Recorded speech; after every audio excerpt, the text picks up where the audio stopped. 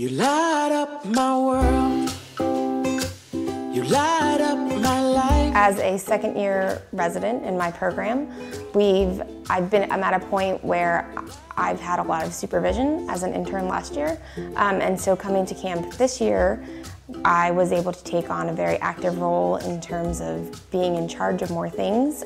There's an attending at camp, but there's really a lot of autonomy in terms of taking care of the children. It's a very different environment than at the hospital where you're working with an inpatient team and you have lots of nurses and pharmacists. It's a lot more hands-on. So it's a great hands-on learning experience to learn what the other side of actually taking care of the day-to-day activities for these children are. One of the challenges of working at a camp like this, and one of the most awesome things to see, is that even though these kids have these big chronic medical problems, they also get everyday kid things while they're at camp. So you still get your bug bites, your sprained ankles, your poison ivy, your ear infections, your sore throats, and so you're always taking into account their chronic illness and how that could impact your treatment in the general pediatric sense.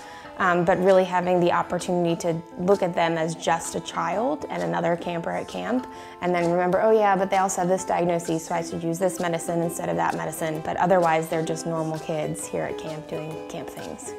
One of the most impactful things has been to see how these kids who have such mobility challenges and developmental challenges are able to accomplish.